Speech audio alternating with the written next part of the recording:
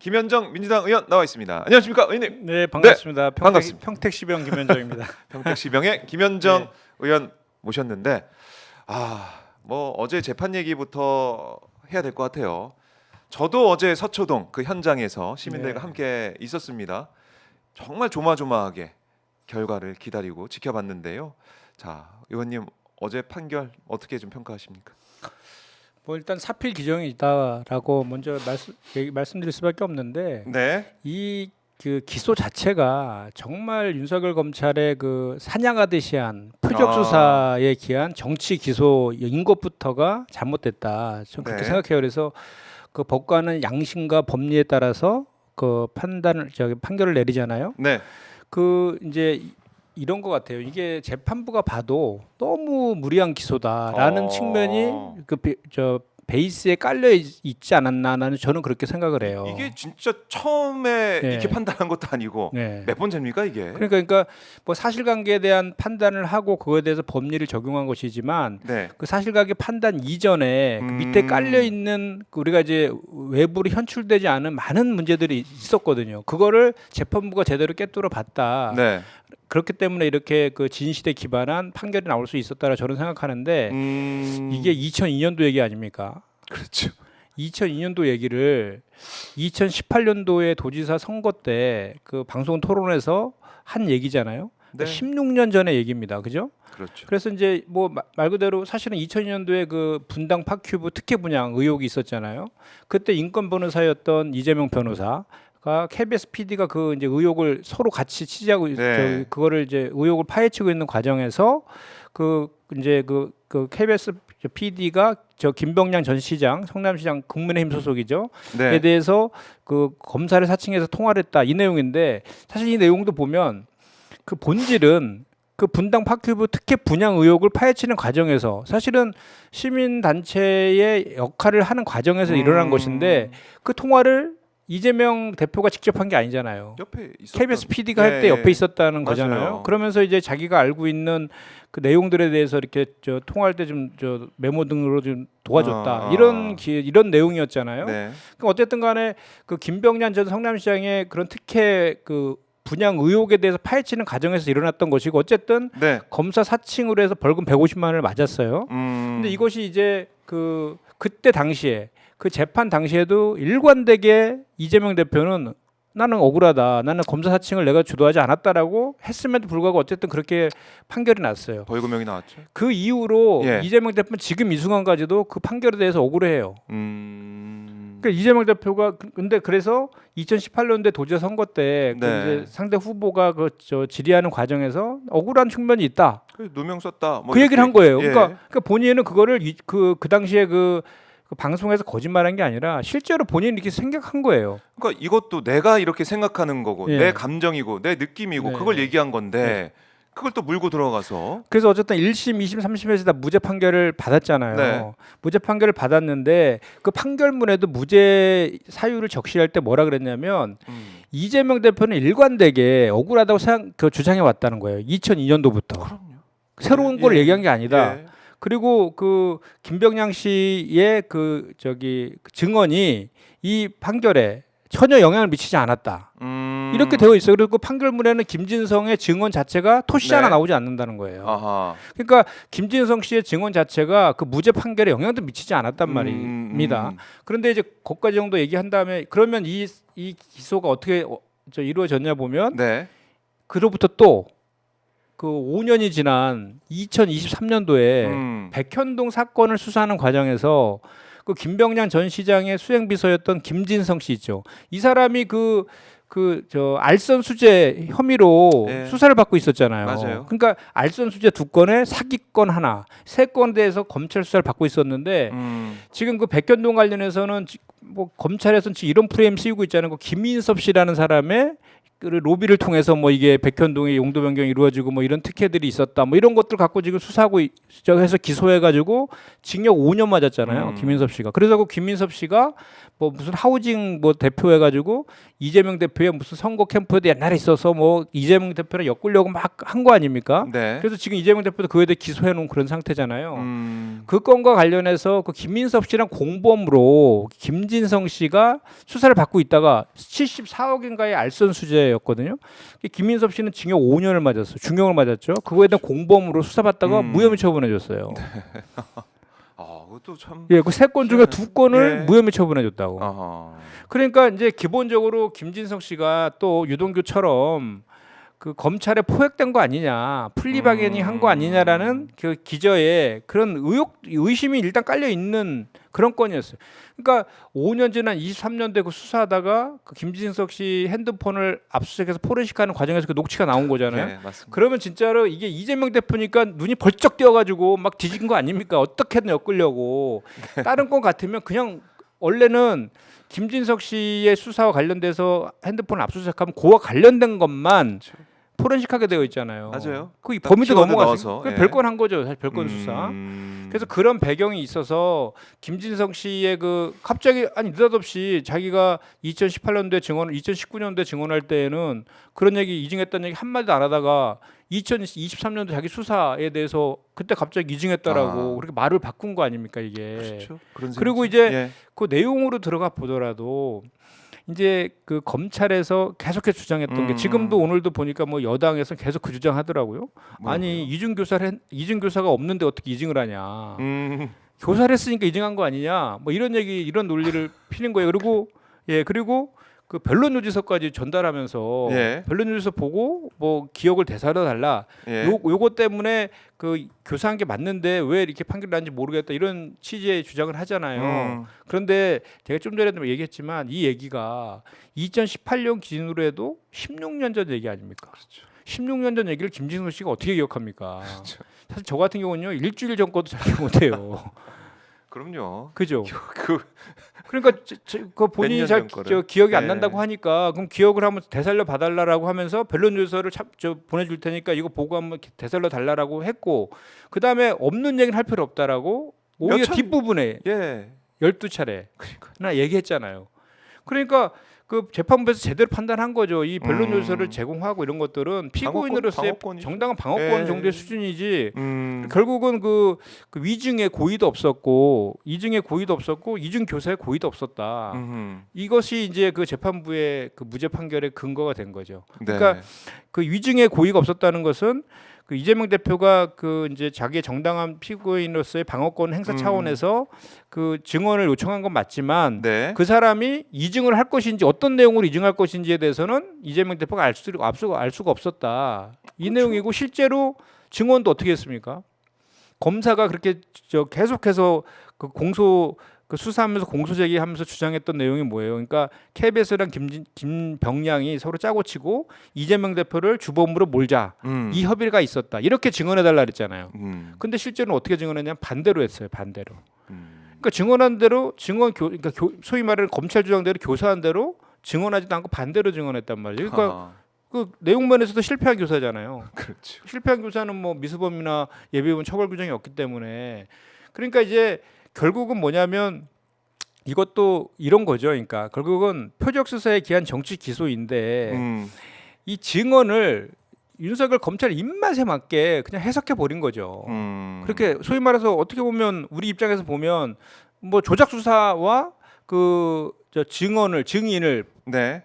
그 협박 한 거 아니냐. 아하. 이런 것까지 우리는 이제 그런 의혹을 갖고 있을 수밖에 없는 그런 사건이었다. 근데 결국은 사필 규정으로 정말 재판부가 이런 내용을 다 전체적으로 판단을 해서 무죄 예. 판결을 내는 것은 정말 아주 진실과 정의에 부합한 판결이었다. 그런 생각.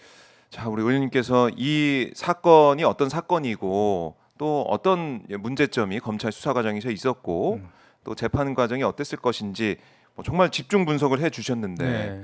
근데 결국 다 종합해 보면 한마디로 사필 규정이다. 네. 이렇게 정리할 수 있는 어제 그런 결과였습니다. 민주당 당 분위기 좀 어떻습니까? 이 결과를 딱 받아들고. 일단 네, 기본적으로 지난번 공직선거법 선고와 이거와 관련해서는 일반적인 흐름은 이게 더 중하고 저거는 공직선거법은 좀 뭐 무죄 또는 뭐 100만 원 이하의 벌금형이 나올 것이다가 대세였는데 맞아요. 서로 결과가 뒤바뀌었어요 지금. 그게 정말 그 뭐랄까 정말 스펙타클한 하루였던 것 같아요 어제. 예. 그 저는 사실 어제 법안 소위가 있어가지고 예. 그 현장에 못 갔거든요. 예. 저 전략기획위원장인 천준호 의원도 저랑 같이 법안 소위에서 못 갔는데 우리 둘이서 그 법안 그 소위하면서. 소위하다가 예. 둘이 딱 보고 무죄야 무죄야 예스. 막 나중에 이러면서. 끝나고 야씨 우리 안 가니까 무죄나네 막 우스갯소리를 얘기했었는데 그 다음에 안 가셨겠네. 정말 좋았습니다. 그리고 그 이제 당의 입장은 사실 이제 담담합니다. 뭐 이제 사필 규정의 판결이었기 때문에 뭐 이제 훨씬 더 그 전보다 분위기가 좋아진 건 분명한 사실이지만 그렇다 해서 이거 가지고 뭐 일일비 할 건 아니고 전체의 중에서 일부가 지금 무죄 판결 받은 것이라서 네. 그 공선법 관련해서 항소심도 정말 치밀하게 예. 철저하게 그 대비도 좀 해야 될 것이고 지금 우리가 잊고 있는 게 있잖아요. 윤석열의 군석열과 김건희 국정농단, 공천 개입, 이권 예. 개입 이거 관련된 각종 의혹에 대한 특검법을 관철시키는 게 지금 우리 앞에 주어진 그 당면 현안이고 또 최혜병 특검 네. 관련된 최혜병과 관련된 진실규명도 마찬가지로 우리가 이제 해야 되는 거라서 거기에도 집중하기로 이렇게 했고요. 또 하나는 이제 국민들이 정말 이렇게 이재명 대표 한 명 그 표적으로 해가지고 죽이면 아주 그 망가진 국정이 다시 회복될 것처럼 지지율이 회복될 것처럼 그 하고 있는 그 폭력적인 국정 운영 네. 과 관련돼서도 정말 민생과 경제가 파탄 지경 아닙니까? 이와 관련된 민생 경제 챙기는 그런 그 수권 야당으로서의 그런 모습들을 더 많이 해 나가자 이렇게 지금 저희가 그 내부적으로 이제 논의해서 결정을 내리고 그렇게 지금 가기로 이렇게 되어 있습니다. 어제 뭐 이재명 대표도 그 선고위에 나와가지고 무죄 선고위에 나와서 민생을 뭐 최우선적으로 강조하시더라고요. 네. 지금 여당이 사실 제대로 역할을 못 하고 있지 않습니까? 국정 운영 특히 민생은 정말 내팽개치고 있기 때문에 민주당의 역할이 중요하다. 이런 말씀은 뭐 여러 번 해도 모자람이 없을 것 같아요. 전 정말 그 최근에 특히나 항상 그랬지만 최근에 여당의 그 내부 권력 감투하는 거를 보면서 이분들이 정말 국민들을 생각하는 마음이 일이라도 있나. 네. 그러니까 오로지 그 김건희 지키기 위해서 그 여당이 존재하는가? 이런 생각까지 들 지경으로 지금 이제 뭐 윤한 갈등 극도로 치달으니까 이준석 죽이기에 이어서 이제 한동훈 죽이기 들어간 거예요. 네. 그죠? 그러니까 뭐 내부에서 온통 그 당원 게시판 건으로 계속 치고받고 어제는 뭐 최고위 공개 발언조차도 막 최고위원과 당 대표가 치고받는 게 볼썽사나운 모습까지 김민준 최고위원하고 한동훈 대표가 공개 발언 통해서 막 했는데 이제 그 민생과 관련해서는 정말 그 한동훈 대표도 마찬가지고 윤석열 정부도 네. 이렇게 국민 기만 자꾸 하면요 정말 큰일 납니다.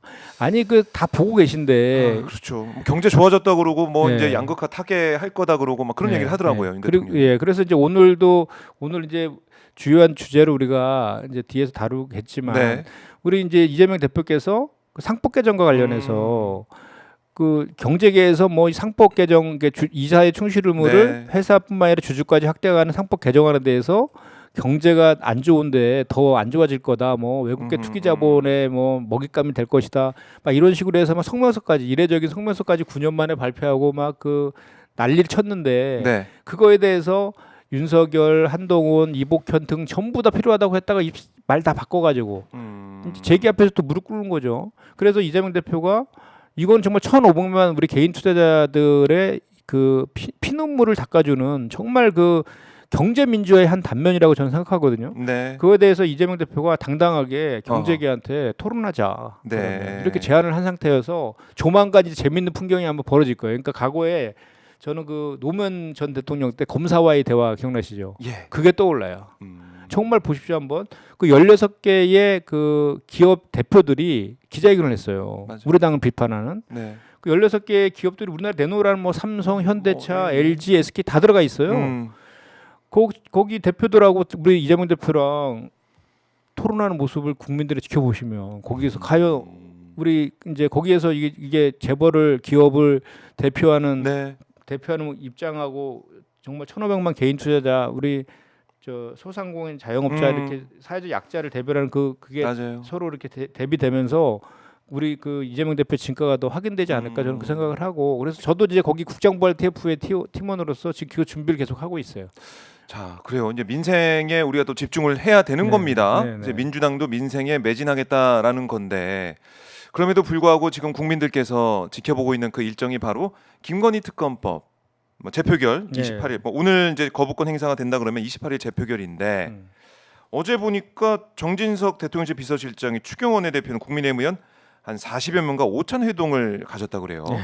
뭐 결국 뭐 표단속하는 그런 모양새가 됐는데 어떻게 좀 예상을 하십니까? 김건희 특검. 그러니까 그런 것만 하는 거예요. 지금 이 정부가 지금 그 김건희 특검법 막으려고 네. 그냥 대통령 비서실장이 그리고 정무수석이 그리고 그 여당의 원내대표가 이런 것만 하고 있는 거예요. 이런 것만. 거기다가 그나마 좀 일말에 좀 희망을 가졌던 한동훈 대표조차도 꼬랑지 다 내리고 당원 게시판 논란으로 멱살 잡혀가지고 네. 찍소리도 못하고 변명이나 하고 있고 이런 궁색한 처지가 지금 되어 있는데 여당이. 그래서 28일 날 이제 그 오늘 아마도 그 거부권 행사할 가능성이 있어서 오늘 11시 30분에 우리 의원들 이제 용산 앞에 가서 긴급 기자회견을 이제 할 예정으로 되어 있는데 네. 28일 날 제2요구가 예정되어 있어요. 목요일 날. 근데 이제 그것이 그때 이제 저쪽은 이제 총동원령 내려서 이제 막으려고 할 거고 저희는 그거를 이제 뚫으려고 계속 하는 것인데 저는 일말에 그 양심이 있는 정말 국민을 이해하는 그 의원들이 적어도 지난번 내표가 나왔으니까 추가로 내표 좀 나와서 이번엔 정말로 김건희 그 특검법이 통과됐으면 하는 바람이에요. 그리고 그 길이 정말로 정부 여당이 사는 길이거든요. 네. 그러니까 본인들은 정말 소탐대실하고 있어요. 당장은 김건희 특검법 이번에 제2요건에서 또 부결되면 저희가 또 발의할 거 아닙니까 네 번째? 그렇죠. 그러면 그 국민들이 이제 윤석열 검찰의 표적 수사에 기한 정치 기소도 현장에서 지금 계속 목도하고 계시고 공정성이 완전히 상실된 이들 정적 죽이기에 대해서 다 보고 있는 그거에 대한 비판 여론과 아하. 김건희에 대해서는 다 봐주기 수사를 일관하고 있는 이 바로, 한쪽 이 양쪽이 다 이렇게 결합돼서 네. 정말 국민 저항이 분출될 것이다. 저는 그런 생각을 하고 또 한편으로는 그런 생각도 합니다. 28일 날 우리가 꼭 그 제2요구를 해야 되나? 이런 생각도 있어요. 전략적으로. 네. 그게 이제 민주당 내부에서 좀 논의가 되고 있는 겁니까? 아니면은 의원님 아니 뭐 그런 건 아니고 혼자 생각. 예, 뭐 그런 왜냐하면 예. 우리도 전략이 필요하잖아요. 그러니까 지금 그러자라도 뭐 저 진흙탕 저기 싸움 하고 있는데 좀 더 저 보면은 그게 폭발할 수도 있는 지경이고 지금 친윤 쪽에서는 한동훈을 제거하겠다는 게 거의 네. 명확하잖아요. 어제 한동훈 대표가 대놓고 얘기하더만요. 나를 지금 쫓아내려고 하는 것 같은데 뭐 네. 어림도 없다 뭐 이런 식의 취지 얘기했잖아요. 흥분을 그러면 하더라고요. 전면전 붙은 거잖아요.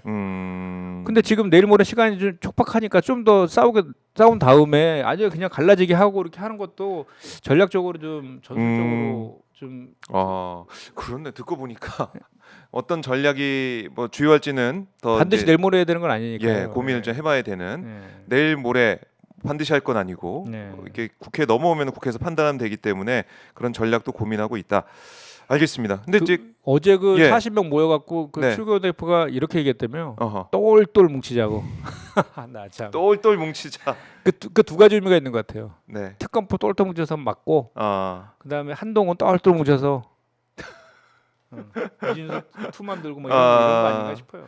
그래요. 이 추경호 대표가 뭉치자라고 했지만 그게 뭘 위한 똘똘 뭉침인지 지켜봐야겠습니다. 그리고 이제 국민의힘 얘기를 그럼 이어서 조금만 더 해보면 한동훈 대표 이 당원 게시판 논란 이게 맨 처음에 이제 유튜브를 통해서 공개가 되고 한동훈이라는 사람의 이름이 딱 뜨면서 이거 윤석열 대통령이 비판적인 글을 막 올렸다. 근데 알고 봤더니 가족들의 이름까지 등장하면서 근데 가족들의 이름까지 막 찾아내서 할 줄은 저는 좀 몰랐는데 그러니까 봤더니 진짜 막 게시판에 있어요 그 글이. 근데 그것도 좀 뭐 정부의 비판적인 그런 글들이 많이 왔고 한동훈 대표를 약간 좀 띄워주는 그런 글들 그게 좀 많이 볼 수가 있었는데 여기에 대해서 주장하는 게 친윤 쪽에서 그거예요. 아니 그러면 이거 한동훈이라는 사람이 다른 사람이 쓴 걸로 뭐 확인된 게 있다고 치자. 그럼 가족이 쓴 게 맞냐 아니냐 이거 좀 밝혀라라고 계속 주장한 거 아니겠습니까? 네. 근데 한동훈 대표는 아니 민주주의 공당에서 정당에서 어떻게 그걸 했는지 밝히고 정당법 위반이래요. 정당법 위반 뭐 여러 가지 이제 방어 논리 펴고 있는데 이거 어떻게 지켜보고 계십니까? 궁색하잖아 우리가 봐도.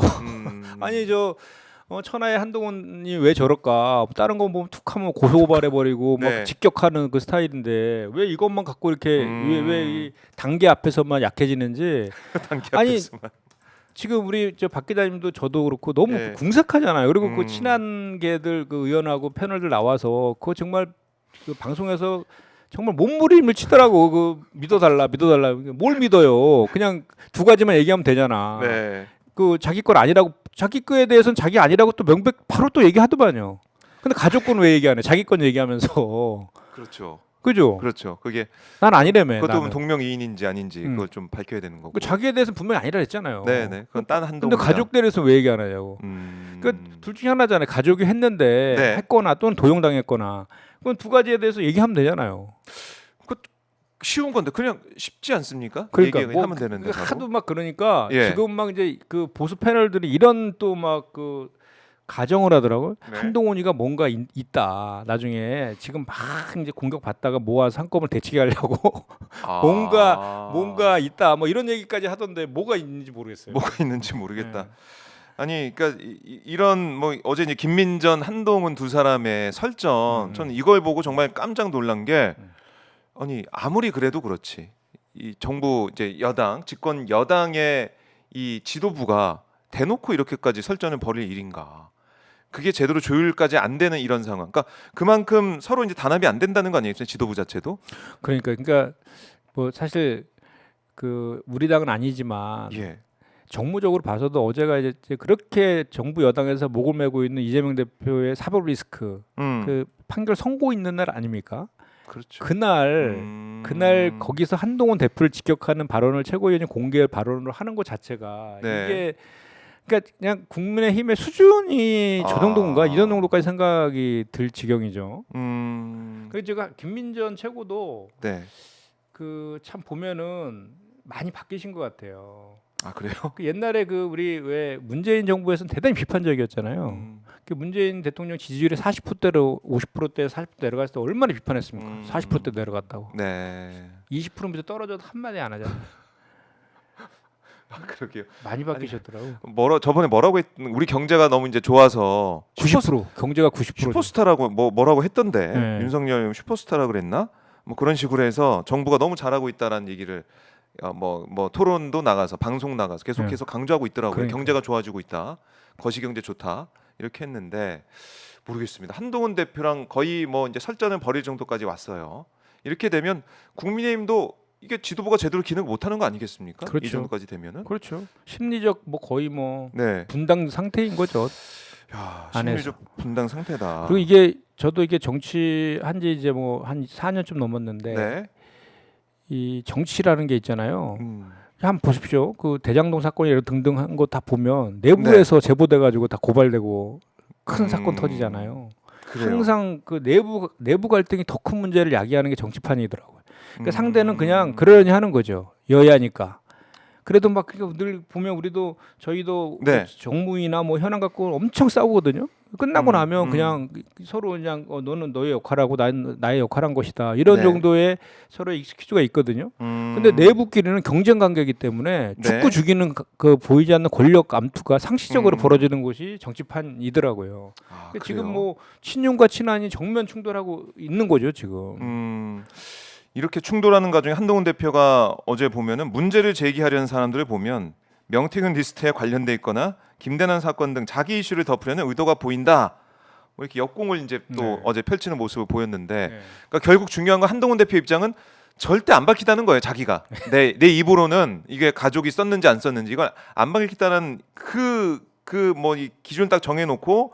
뭐 역공을 펼치고 있다. 뭐 이렇게 이거 하면 뭐 정당법에 위배가 된다. 여러 가지 이유를 좀 다 붙이고 있는데 어떤 이유를 붙이든 간에 가족에 대해서 밝히지 못하고 있는 것은 이거는 다른 걸도 설명이 안 될 것 같아요. 안 되죠. 네. 그리고 한번 보세요. 한동훈 대표도 정말 제가 한동훈 대표를 비판하면서 제일 많이 쓰는 게 유체에 따라 합법하고 내로남불이다. 전형적인 그런 두 가지에 해당되는 사람이다라고 얘기했는데 네. 가족이라서 못 밝히다니요. 한동훈 대표가 우리 그 이재명 대표의 부인인 김혜경 여사에 대해서 얼마나 모직인 말을 많이 했습니까? 왜 본인 아내한테는 그렇게 이중적인 잣대로 또 합니까? 똑같은 잣대로 해야지. 네. 공당의 대표 아닙니까? 음. 그리고 아니 왜 이거에 대해서는 그렇게 그 대응 방식이 그 전이랑 틀린 거죠. 아. 있는 그렇죠. 그대로 그 정면 승부를 해야죠. 그리고 지금 그 명태균 게이트 관련된 사람들이 다 뭐 네. 자기를 공격하고 있다라고 하는 것도 일종의 물타기잖아요. 그쪽으로. 그러니까 서로 물타기하는. 그러니까 저쪽에서는 명태균 게이트 묻으려고 네. 한동훈 대표 정도를 끌어들여서 막 이렇게 해야지 그게 묻힌다라고 해서 그렇게 한다라는 거고. 이쪽은 반대로 또 거꾸로 얘기하고 있는 거잖아요. 네. 근데 이제 또 반대로 보면 우리 뭐 이제 모두 까기 하면 되니까 야당 입장에서 아하하. 한동훈 대표 얘가 얘기하는 것도 이게 들어보면 또 예. 틀린 얘기는 아니에요. 명태균 게이트는 관련된 사람들도 대부분이 맞아. 김대람이나. 그렇네요. 왜냐면 가만히 있던데 김문혜 의원도 갑자기 참전을 했더라고요. SNS 글을 또 네. 썼더라고요. 한동훈답지 않다 뭐 이러면서. 네. 그런 얘기를 또 많이 네. 하고 있습니다. 한동훈답지 네, 않다. 사실 유은혜 의원이 김은혜 의원. 김문혜 의원이 전혀 이렇게 뭐 유난갈지 이런데 나서지 않았다가 이번에 딱 또 참전을 했더라고요. 근데 그 김문혜 의원도 저 도지사 선거 관련해서 명태균과 연관된 뭐 그런 게 있잖아요. 의혹이 또 제기가 돼 있기 때문에 나경원 의원도 그렇고. 나경원 의원도 또 SNS에 글을 쓰고 그렇네요. 보니까 한동훈 대표의 말도 저 일리가 있다. 근데 그러니까 이런 것 같아. 이제 그 나경원 네. 의원이라든지 김문혜 의원이라든지 등은 다 꿈이 있는 사람들이잖아요. 도지사나 서울시장부터 해서 대선까지. 네. 당 대표도 마찬가지고 이런 꿈이 있으니까 이 당내 역학구도나 이런 것들에 대해서 이 딱 줄타기를 잘하는 것 같아. 지금 한동훈은 이제 더 못 버틸 거다. 한동훈이는 안 될 거다. 이런 판단을 한 것 같아. 그러니까 이제 이쪽에 딱 서서 한동훈 직격하는 거죠. 자, 근데 지금 전수사를 해서 봤더니 정말 심각한 글이 문제되는 글이 없다. 1068건인가요? 그 글을 조사했더니 12건만 좀 뭐 문제 된다. 뭐 이렇게 볼 수 있는 것인데 대통령 부부 비난글이 12건밖에 안 되는 건데 이게 또 한 대표가 아니라 동명이인 한동훈 명의로 올라온 거다. 문제가 있어 보이는 것도 그렇기 때문에 아니 밝혀진 거 아니냐. 한동훈 대표가 쓴 거 아니다. 가족이 쓴 내용 중에서도 이렇게 비방글이 없다 하면서 이제 다 정리가 됐는데 왜 아직까지 한동훈 대표 공격하냐. 이게 친한계의 주장이거든요. 그러면 그 비방성 글이 아닌 것들은 한동훈 대표 가족들이 썼다는 건가요? 그렇게 또 아니 그 물어볼 일단은 가족이 썼는지 안 썼는지 그걸 확인이 돼. 일단 확인해야죠. 그리고 그거야 뭐 지금 주진우 법률위원장 네네. 또 그 친한계 아닙니까? 네. 그쪽 관점에서 보면은 잘 안 보여요. 그래요. 그래서 장해찬 최고도 이렇게 얘기하더라고요. 길게 말할 거 없다. 그래서 가족들이 썼어 안 썼어? 그렇죠. 이거 당연히 그렇게 나오지. 당연히 그렇게 묻죠. 친윤 당연히. 쪽에서는 이렇게 나오고. 그러니까 이게 사실은 썼어 안 썼어? 그러니까 했어 안 했어 이거예요? 공당에 당원 게시판에 익명으로 쓰는데 당 대표의 가족들이 들어와서 쓰는 것 자체가 일단 이상하잖아요. 상식적이지 않잖아요, 그죠? 근데 뭐 일각에서는 아니 가족들이 이렇게 글 쓰고 해주는 거 그럴 수 있는 거 아니냐 이렇게 얘기하던데. 누가요? 그런 얘기가 있어. 그러니까 친한들이 그러는 거지. 일반 국민 상식에서 보면 그렇게 생각하냐고. 여론조사도 그렇게 나오잖아요. 그리고 예를 들어서 정말 예를 들어서 우리 이재명 대표가 그런 일 했어봐요. 한동훈이가 어떻게 나왔을 건지. 정말 내로남불이라니까요. 그러네요. 뭐 반대로 생각해 보면 어떤 일이 펼쳐지겠느냐. 그리고 상상을 해볼 수가 있다. 한동훈 대표 입장에서 자기 죽이기라고 자기 스스로도 이제 막 대놓고 얘기하는 이런 판에서 그 사실이 아니면 바로 그거 갖고 대치기하면 될 건데 왜 저러고 정당법 운운하면서 뭐 익명을 보장해야 되는데 그거를 깰 수는 없다는 등. 아니 그걸 다 떠나서 가족이 썼는지 안 썼는지 그것만 딱 얘기를 해주면 되는데 그 얘기하면 이 모든 뭐 여러 가지 의혹들 그리고 친윤계 공격을 다 막아낼 수가 있는데 끝까지 안 하고 있어서. 그러니까 한동훈 대표가 그 잘했던 얘기를 돌려드립니다. 죄 없으면 조사 받으시라. 죄 없으면 조사 받아라. 그렇네요. 우리 이재명 대표는 죄 없어서 그 체포영장 본인이 신청해서 통과가 시켰지만 구속영장 기각됐고 이번 이준규 사건도 뭐 무죄 받았으니까 공선법도 잘 대비하면 될 것 같습니다. 그렇네요. 공선법은 제가 아무리 음. 두 번 세 번 봐도 너무 좀 이상한 판결 같아. 아마 우리 이제 시청자분들도 그 내용을 다 이제 보시고 분석을 다 들으셨기 근데 때문에 거기다가 아실 이제 거예요. 그 얘기 좀만 덧붙이면 네네, 좀 더 이어가죠. 이거 원래 지금 이제 또 막 이제 이 어제 선고했던 네. 이준규 사건 관련해서 항소심에서 이게 바뀔 가능성이 있느냐 없느냐 뭐 이거 갖고도 뭐 그 법조계에서도 이런저런 이제 논리들이 있던데 기본적으로는 판사 출신 그 의원의 얘기를 들어보니까 항소심에서는 새로운 사실관계가 나와야 된다는 거예요. 기본적으로 새로운 사실관계가 나와서 새로운 사실관계가 그 법리 적용하는 데 있어서 그걸 바꿀 수 있는 정도가 나와야지 항소심 결과가 바뀐다. 이게 기본이라고 하더라고요. 네. 근데 이준규 사건은 그런 게 없어요. 새로운 증거랄 게 있을 수 없잖아요. 그게 다잖아 녹취록 그게. 근데 그 공선법 관련해서는 이제 고 김문기 씨를 몰랐다는 이제 무죄가 판결을 났잖아요. 그렇죠. 그리고 뭐 사진 내장에 대해서는 그거에 대해서 유죄 판결을 냈지만 그건 충분히 우리가 할 수 있고 그다음에 이제 백현동권이 핵심이잖아요. 네. 근데 백현동과 관련해서 새로운 증거들이 몇 개 더 나왔잖아요. 총리실에서 막 그 수차례 회의하고 공문 보내고 이랬던 게 새로운 게 검찰에서 공소장에 증거로 넣지 않은 새로운 증거들이 막 나왔거든요. 새로운 증거도 있고. 그래서 충분히 그거는 항소심에서 다툴 수 있는 가능성이 높죠. 그래요. 뭐 한동훈 대표는 어제 있었던 이재명 대표 무죄에 있어서 뭐 납득하기 어렵다 이런 얘기를 또 계속 하고 있던데. 그리고 뭐 그 공선법은 네. 이제 우리가 그 헌재에다가 그 이혼법률 심판 그것도 그 청구할 지금 그런 것도 좀 검토할 필요가 있다라고 개인적으로 생각하거든요. 네. 왜냐하면 그 434억을 그 반환하라고 결정하는 그런 것은 헌법에 규정된 완전히 그 의회 민주주의랑 정당 민주주의를 훼손시키는 거거든요. 네. 그래서 국민들의 그 우리 직접 선거로 그 선출하게 되어 있잖아요. 그런 그 헌법상의 그런 그 국민들의 선택권 그것도 제약하는 판결이잖아요. 이게. 네. 그래서 그런 것들을 근본적으로 다시 한번 그 따져보는. 그 관련된 헌재에 저거 하는 것도 저는 그 개인적으로는 좀 검토해봐야 되지 않을까라는 생각도 들어요. 알겠습니다. 자, 지금 재판 그리고 이제 국민의힘 상황까지 쭉 정리를 해봤는데 이 명태균 씨 관련된 이 파장 이건 좀 어떻게 보시는지 궁금한데요. 특히 이제 오세훈 서울시장이 사실은 뭐 여러 가지 의혹이 이제 휩싸여 있는 거 아니겠습니까? 어떻게 보십니까? 지금 오세훈 시장의 뭐 후원자라고 할 수 있는 김모 씨 3,300만 원을 강혜경 씨한테 뭐 송금했다, 미래항공연구소에 보냈다라는 거 아니에요? 그것뿐만 아니라 또 새로운 녹취도 하나 나왔더라고요. 그 김모 씨 사업가 김모 씨랑 그 강혜경 씨한테 전화해서 명태균한테 한 10억에서 20억 주고 입틀막 하자. 그냥 네, 뉴스타파 이제 보도가 나왔습니다. 그렇게 하자 뭐 이런 회유 의혹 나온 정도니까. 네. 그 오세훈 시장하고 그 김모 사업가가 정말 뭐 모르는 사이다. 그냥 뭐 그 오세훈 시장이 좋아가지고 그냥 내가 선의를 한 것이다 이렇게 설명을 한다는 것은 이건 정말 누가 믿습니까 이거를? 이건 정말 아닌 것 같고 그 분명한 그 연관관계가 분명히 있을 것 같다는 생각이 엄청 크게 드는죠. 그래서 이건 제대로 된 수사를 해야 된다. 그래서 특검이 꼭 필요하다는 그런 생각인데 근데 좀 아쉬운 게 이 명태균 게이트가요. 하루하루 정말 그 엄청난 것들이 터지고 있는데 크게 국민들이 크게 제가 그 느끼는 감으로 너무 이렇게 이쪽에 그 관심이 별로 없으신 것 같아.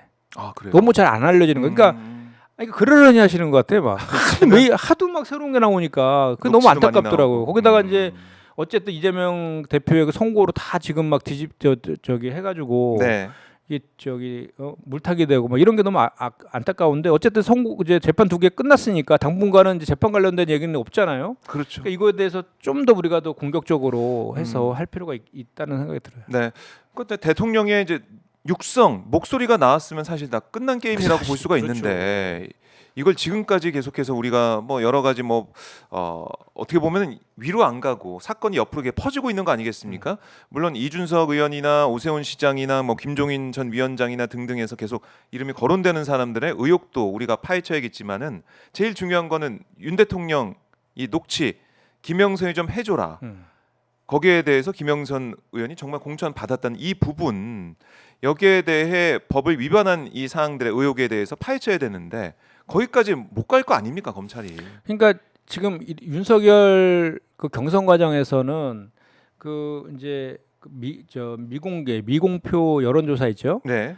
그 이제 조작 의심까지 드는 그거에 대한 대가로 김영선을 공천한 거고 오세훈 시장 같은 경우에는 오세훈 그 당시 보궐선거 때 경선했던 그 과정에서 비공개 여론조사를 해주면서 네. 그 사업가 김모 씨로부터 3,300만 원 받았다. 음. 이 대가성이 두 개 다 이게 있는 거죠. 이게 아, 그렇네요. 공천과 3,300만 원 이게 있는 거잖아요. 대가성이 있대. 눈에 보이는 거예요. 의혹이. 그러니까 불거져 있어요. 이거는 제가 봤을 때는 정말 이거는 특검 안 하면 이건 정말 이거는 역사의 재해를 짓는 거죠. 왜냐하면 어허. 진짜 민주주의의 근간인 선거 제도를 네. 뿌리채 지금 그 판이 완전 뒤집힐 수 있는 그런 거잖아요. 이게 그렇죠. 경선이 잘못되고 네. 그 부정에 의해서 경선 결과가 바뀌었다 그러면 네. 정말 큰 문제 아닙니까? 그래서 저는 이제 그 이런 그 상상도 좀 해봐요. 뭐냐면 그 명태균 씨가 대통령실하고 자기 한금폰이 있다 그러면서 그 검찰하고 대통령실한테 이렇게 딜을 했다 뭐 이런 얘기 의혹 지금 나오고 있잖아요. 언론 보도에. 네. 근데 지금 그게 통하지 않은 거잖아요. 그 요구 사항이 뭐냐면 자기를 풀어주고 네. 생활비도 달라고 그랬다며요. 두 가지를. 근데 둘 다 지금 안 된 상태니까 명태균 씨가 아이씨 이제 나도 모르겠다 그러고 다 그냥 폭로할 수도 있죠. 그러니까 일각에선 그러더라고요. 아니 그러니까 가지고 있는 거 네. 이제 다 가지고 공익제 보좌가 되라. 그러니까 뭐 그럴 수도 있는 거죠. 민주당 찾아가라 이런 얘기도 있고. 아니, 그동안에 그 말바꿈 그 상황을 보면 충분히 가능성이 있는 거고 이제 우리가 그 마지막에 그 구속되면서 우리가 갖고 있었던 의혹은 정치 자금법만 가지고 구속시켜가지고 꼬리 자르기 하려고 플리바깅 했다라고까지가 네. 저희가 했던 거잖아요. 그 이후에도 계속해서 이제 구속도 됐고 네. 계속해서 이제 자기한테 불리한 쪽으로 이게 흐름이 흘러가는 상황에서 지금 그 딜했다는 것까지도 지금 그 아무런 자기가 원하는 대로 되지 않았으니까 이제 명태균 씨가 다시 원래대로 본인이 전부에 폭로한 거잖아요. 그렇죠. 그리고 다시 돌아올 수 있죠. 정말로. 아, 그러니까 지금 보면은 이렇게 되면 뭐 이준석, 오세훈 포함해가지고 뭐 대통령 부부도 마찬가지고 이게 전체 여권이 다 괴멸하는 그렇죠. 보수가 괴멸하는 쪽으로 갈 수도 있겠다 이런 전망하시는 분도 있더라고요. 그렇죠. 그리고 이제 그 창원지검에서 지금 수사 중인데 네. 그 수사 검사들도 음. 다 정치 검사만 있는 건 아닐 거 아니에요. 그리고 오히려 정치 검사들이 더 정치적이잖아요. 야 이거 도저히 이거 이 정도 이렇게 막 그 무수한 증거들을 자기들이 다 봤을 거 아니야. 네. 근데 거짓말이나 뭐 덮는 것도 정도와 수준이 있는 거지. 완전히 그냥 했다가 나중에 자기네들 다 저기 책임질 일이 생길 수도 있는데 그리고 이게 만약에 사실이라고 하면 완전히 그 판이 다 뒤집혀져 갖고 정권이 다 붕괴될 수도 있는 그런 휘발성 있는 네. 그 수사인데 갈아탈 수 있죠. 아 나는 이제 진실의 편에 서겠다라고 해서 박근혜 국정농단 당시에 윤석열과 한동훈으로 그런 사람이 나올 수 있죠. 제2의 윤석열, 제2의 한동훈이 저는 정말 그 기대가 있어요. 아, 그래요. 네. 그 당시에 그 수사했던 그 윤석열, 한동훈 검사의 모습으로 나올 사람이 있을 수도 있다. 그래요. 뭐 그 이후의 상황도 봐야겠지만 어쨌든 특검에 가게 된다면 특검이 관철이 된다면 뭐 결국 된다고 보시는 거 아닙니까? 저는 의원님께서는 돼야 된다고 보고요. 네. 그리고 지금 사실은 이 특검법을 결사항전하는 이유가 또 하나 있잖아요. 네. 그러니까 저는 그래서 28일 날 제2요구 하지 말고 시간 더 있다가 친한계가 아예 이제 떨어져 나올. 예, 왜냐하면 정도로. 친한계는 명태균과 관계 없잖아요. 그렇죠. 근데 이 명태균 게이트와 관련된 거 있잖아요. 여기에 저 국민의힘이랑 정부가 결상전한 가장 큰 이유 중에 하나가 또 그런 것도 있어요. 다 연관됐거든 자기네들. 거기 뭐 이철규, 윤한홍부터 해서 오세훈, 나경원, 김은혜, 안철수 이름이 다 언급이 되고 있습니다. 다 언급됐잖아요. 예. 하다못해 그나마 좀 저기 찬성했던 안철수까지 연루돼가지고 그런 측면이 분명 있거든요. 근데 친한계는 연루가 안 돼 있잖아요. 그래서 그거 직격하잖아요. 이게 명태균 게이트에 관련된 사람들이 자꾸 그러네. 이렇게 그건 제가 봤다 일종의 사인을 주는 거예요. 아하. 니네 이래봐. 우리 김건희 특검법 통과될 수 있어. 네. 이런 것도 저는 암시하고 있다고 보거든요. 아니 나를 죽이겠다는데 뭔 짓을 못해요. 그렇네요. 네. 내가 그러면 이거 표결해가지고 친한계 돌아설 수 있어. 그런 사인을 준 거다. 만약 28일 날 제2요구 안 하고 연기되면 저의 예언이 김현정 의원의 전략대로 바뀌는지 한번 봐야겠습니다. 그러니까 국민의힘 내부 어쨌든 8표가 나와야 이게 통과가 되는 거니까 그 표를 어떻게 만들 것이냐. 지금 당장은 안 되고 조금 시간을 가지고 국민의힘이 더 분화하는 모습을 갈등을 더 이제 키우는 모습을 봐야 된다. 그래요. 그 전략대로 갈지 네. 제가 한번 보도록 하겠습니다. 근데 이번에 김건희 또 윤석열 두 사람 그 대통령 부부가 휴대전화를 바꿨다 그래요. 잘한 겁니까? 어떻게 보세요? 아니 증거 인멸이죠. 이거 증거 다. 인멸이에요? 아니 본인들이 그 휴대폰에 통화한 거 다 있다고 본인들이 다 자백까지 했는데 그 폰을 바꾸는 건 좋은데 그 핸드폰 갖고 있어야지 보관하고 있어야 돼요. 그래서 그 지우지 말고 가만히 예. 가지고 있다가 그래서 제출. 당에서도 그 공수처에다가 이거 핸드폰 네. 증거 보전 신청 이것도 좀 고려할 필요가 있는 것 같아요. 아 그렇게 고려해야 된다. 아니, 실제로 해야 될 것 같아요. 저는. 근데 이거 완전 증거 인멸 아닙니까? 증거인멸이다. 네. 그러니까 휴대전화에 그 최혜병 사건에 어떻게 보면 경로했다라고 그 당시에 이종섭 당시 장관한테 전화했던 그 폰도 그 폰 아니겠습니까? 그럴 가능성이 높죠. 그럴 가능성이 커 보이고 네. 또 공사 구별 자체를 못하는 분이라서 네. 그냥 막 했을 거예요. 그리고 이제 김건희 씨가 연락을 했던 명태균 씨와 주고받았던 그 내용도 그 폰에 있을 텐데 그렇죠. 증거 인멸 정황이 보인다라고 지적을 해주셨습니다.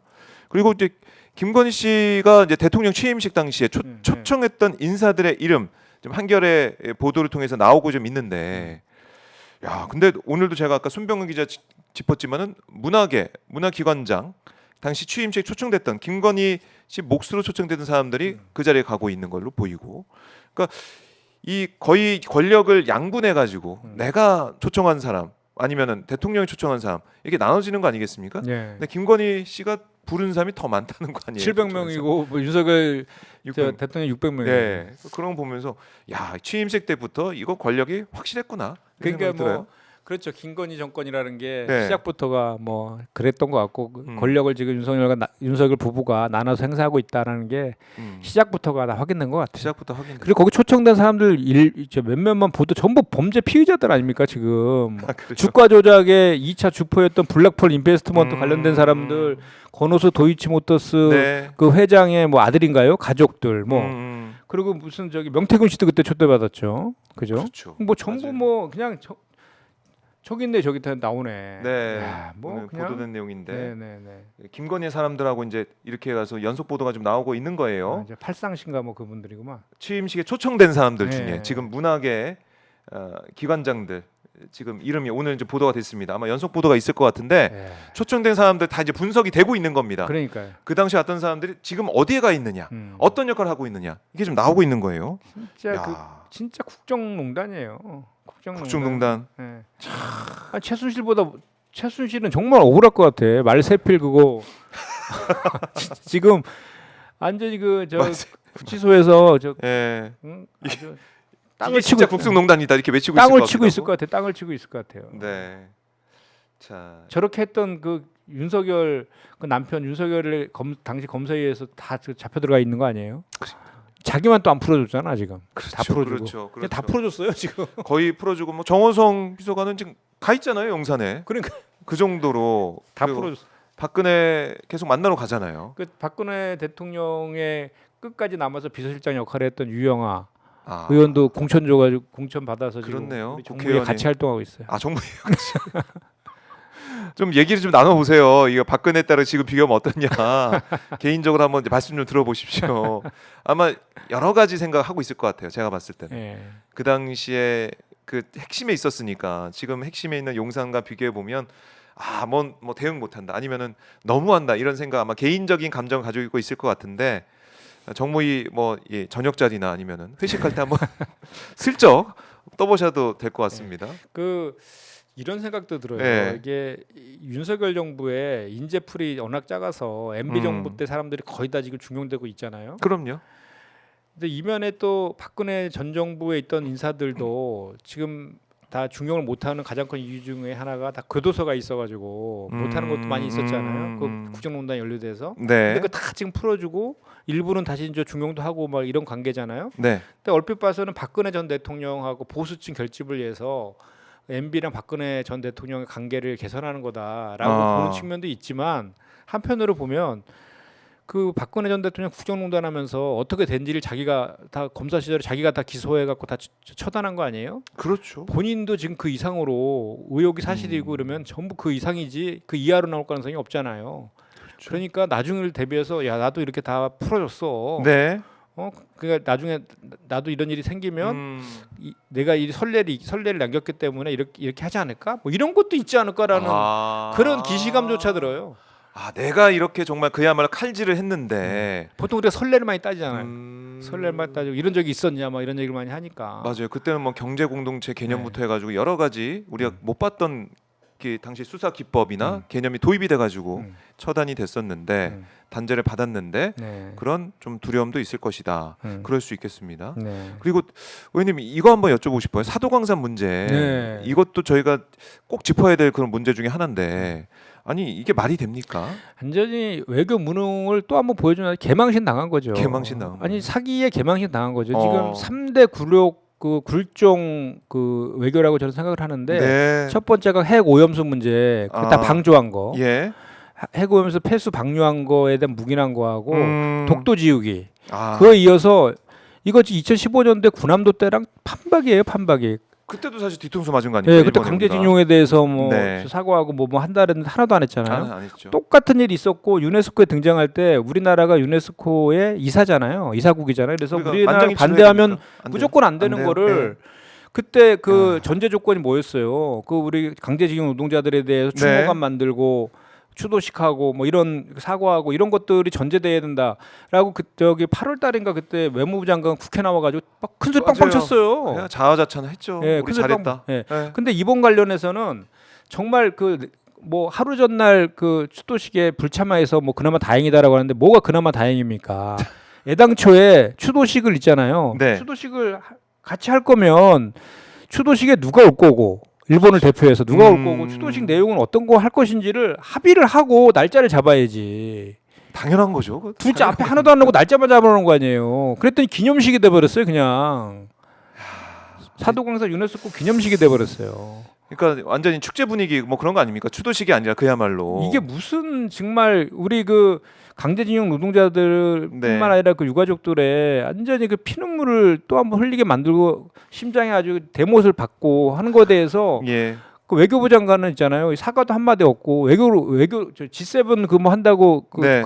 그 주의식. 관계장관회 회의한다고 네. 떠나버렸어요. 거기서 일본 저 외교부 장관 만날 거 아닙니까? 그렇죠. 그렇죠. 이게 지금 나라가 이게 나라 꼴이 이게 말이 됩니까? 이거 당장 장관이 책임지고 사퇴해야 될 문제예요. 이거는. 사퇴해야 됩니까 장관이? 아니 지금 그렇게 이런 큰 문제? 상황에서 그러니까 이 그 야스쿠니 신사를 참배했던 사람이 네. 일본 정부 대표로 와가지고 네. 아니 입장을 밝히고 유가족의 그 경비도 다 우리나라가 됐다며요. 하. 이게 무슨 나라 망신입니까 이게? 언제까지 굴종 친일, 숭일 이런 외교 할 겁니까? 그러니까 이 사람도 문제지만 그 내용, 그 추도식에서 있었던 일본 이 정부 대표 이 이쿠이나 아키코 외무성 정무관의 발언도 보면은 뭐 강제징용, 뭐 강제성, 뭐 노동 이런 게 안 들어가 있다는 거 아닙니까? 이거 왜 한 겁니까 이 행사를? 기념식 한 거예요. 그러니까 유네스코 등재한 기념식 거기에 또 한 번 이용 당한 거죠. 그래서 지금 뭐 반컵을 채우면 일본이 반컵 채운다는 게 그 반컵을 후쿠시마 핵 폐수로 지금 다 채우고 네. 있는 거예요. 지금. 그걸 채우고 있다. 만약에 이게 모르겠습니다. 우리가 뭐 외교부에서 5분 전에 브리핑을 취소할 정도로 큰일 났다라는 생각을 가지고 추도식에 참석은 안 했다는 거 아닙니까? 안 했는데 이게 참석 안 했으니까 됐다. 우리가 이렇게 항의하는 모습 보였으니까 됐다. 이걸로 끝나면 안 된다는 말씀이시네요. 당연하죠. 책임져야죠 이거. 책임져야 그리고 된다. 이제 그 친일 숭일 외교 국민들에게 사과하고 네. 일본한테 얘기해야죠. 우리 그동안 이렇게 했는데 너네가 다 배신 때렸으니 이제 앞으로는 너네 이제 용서하지 않겠다. 네. 그리고 사과하라. 진심 어린 사과 안 하면은 그동안에 우리나라가 일본한테 퍼주었던 거 다 원상회복시키고 이렇게 가야죠. 그게 실리 외교입니다. 국위 외교. 그래요. 그리고 다 떠나서 예. 국민 자존심이 걸린 문제 아닙니까? 대한민국 역사를 무슨 권한으로 정권 잡았다고 저 5년 채 3년도 안 남은 유한한 정권이 이렇게 네. 국민 자존심을 짓밟고 역사를 부정하고 이렇게 친일 숭일합니까? 맞아요. 트럼프 만난다고 골프 얘기한다고 골프채 그것도 8년 만에 잡았다는 얘기를 하지 않나. 아니 을지연수 예. 기간 중에 그 군인들한테 골프 금지령 내려놓고 자기는 가서 골프 치는 거 이게 지금 국군 통수권자가 그렇죠. 할 행태입니까? 지금 외교 문제도 짚어야 될 게 너무나 많습니다. 저는 어디까지를 지적해야 될지 이제 예. 막 너무 막 슬퍼요 이제 슬퍼요. 수준 자체가 야 설마 했던 게 그 설마보다 더 한층 저 밑에 뭐 지하 몇 층까지 있는지는 모르겠어요. 근데 뭐 지지율로 뭐 20% 지난주에 갤럽 조사 20%가 나왔던데 지지율로 다 이제 말을 해주는 거 아니겠습니까? 말을 해주고 있는데 지금 여권에서는 뭐 윤석열 대통령이 슈퍼스타다, 뭐 경제가 90점이다 이런 얘기를 하면서 정부가 잘하고 있다. 이렇게 어떻게 보면 국민의 이제 눈과 귀를 가린 모습을 계속 보이고 있기 때문에 여당이 제대로 모습을 보이지 않고 있는 이런 상황에서 사실 여당은 국민들의 민심을 듣고 대통령실에 또 정부에 전달하는 그 역할을 하는 거 아니겠습니까? 네. 근데 그런 역할이 또 안 되고 있기 때문에 윤석열 정권의 미래, 윤석열 정권의 앞날이 너무나 어둡다. 이런 거를 뭐 그 진퇴양난이라고 하죠. 그래서 네. 또 이런 얘기도 있어요. 제가 좀 만든 얘기인데 진퇴양난이면 임전무태다. 그래서 그냥 그 더 이상 물러설 것도 없고 이러다가는 그냥 그 저 국민 저항에 네. 부딪혀서 네. 그 정권이 몰락할 것 같으니까 오로지 한 명 이재명 대표 붙잡고 있는 거죠. 그래요. 오로지 이재명 대표 전략이 딱 그거 하나밖에 없는 이번에 거죠. 그래도 성공했잖아요. 그 사법에서 1심 선고 공소권 난 다음에 그 지지율이 올라간 이유가 TK랑 70대만 올라간 거 아니에요. 그렇죠. 그러니까 극보수층이 이제 그나마 이제 야 우리도 죽진 않겠구나라고 해서 결집한 그 효과 아닙니까? 그거에 또 안주해가지고 또 이제 야 이 정도 됐으면 우리가 됐다. 버틸 수 있겠다라고 해서 이제 한동훈 죽이기 들어가고 또 막 이제 하고 싶은 거 계속 막 하고 이렇게 가는 거죠. 그러다가 예. 더 이제 크게 당합니다. 더 크게 당할 것이다. 자, 그래서 제가 어제 이제 시민들 좀 많이 만나보고 했는데 또 광장에 좀 많이 나와달라 이렇게도 강조를 많이 하시더라고요. 네. 이번 주에도 장애 집회가 예정돼 있습니까? 네, 어떻습니까? 있습니다. 민주당? 예. 저 지난주에 똑같이 5시 30분에 네. 저희 민주당 사전 집회가 있고요. 또 6시에 이제 그 저기 시민사회랑 시민사회들이 주관하는 음. 그 집회가 또 이어서 있습니다. 예. 네. 그 행진이 있고요. 아하. 네. 뭐 일각에서는 일부 언론에서는 아유 뭐 이게 촛불이 안 커진다. 이게 뭐 전혀 국민들의 목소리 봤더니 크지 않다. 비판 목소리 크지 않더라. 이렇게 보는 일각의 시각도 있던데 뭐라고 답을 하시겠습니까? 그렇게 보고 싶은 거죠. 현장에 와 보시면 그게 아니라는 걸 느낄 거예요. 또 박 기자님 와보셨잖아요. 네. 이제는 보니까 그때 저도 그 지난주에 행진 쭉 같이 하는데 아이들도 막 이제 보이기 시작하고 그 국민들이 이제 많이 시민들이 자발적인 참여하는 분이 꽤 많아요. 왜냐하면 지난주 같은 경우에는 우리 그 더불어민주당에서 전국 집중 뭐 이런 것도 없었거든요. 맞아요. 수도권만 오라고 이렇게 네. 했는데도 불구하고 그 자발적인 시민 참여들이 대단히 많았어요. 근데 아쉬운 거는 그 경찰이 그 경호하는 그 저기에서 자꾸 시민들이 집회 현장으로 들어오는 그쪽에 쭉 서가지고 자꾸 차단시키더라고요. 이렇게 그건 좀 아쉽더라고요. 그러니까 자발적으로 참여가 앞으로는 더 계속 늘어날 것이다 저는 생각합니다. 네.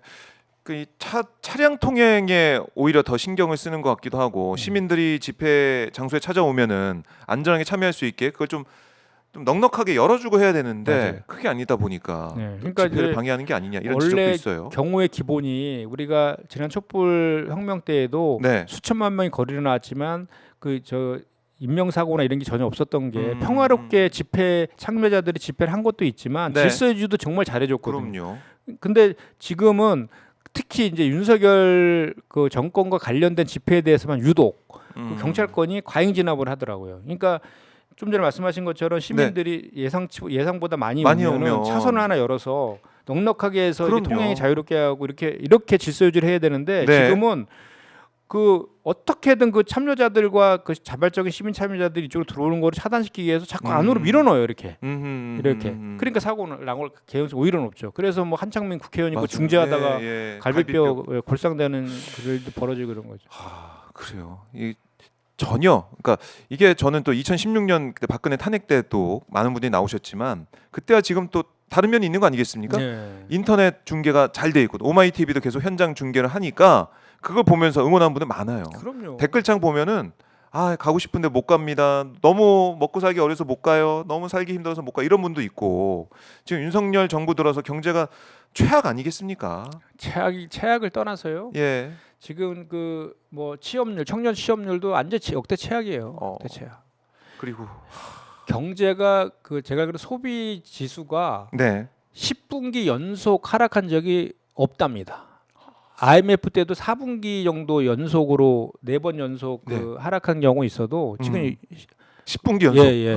이런 지금 적이 없답니다. 그 IMF 근데 어떻게 때보다 90%뭐 아까 뭐 그 예. 김민전 최고가 뭐 경제 최고다라고. 슈퍼스타라고 윤석열 대통령이 그렇게 얘기를 하고 있던데, 그러니까 이게 너무 괴리가 돼 있다는 거 아니겠습니까? 그래서 국민들이 현장에 못 오지만 현장을 직접 또 보면서 또 집이나 아니면 또 다른 일터에서 보면서 후원도 하고 함께 있는 거예요. 그러니까 네. 그게 연결돼 있는데 광장에 아유 뭐 세어봤더니 몇 명 안 되더라 이렇게 얘기하면서 뭐 어떻게 보면은 자기 위안을 삼는 건지 모르겠지만 그러다 정말 큰 코 다친다, 큰일 난다. 네. 이렇게 의원님은 보고 계십니다.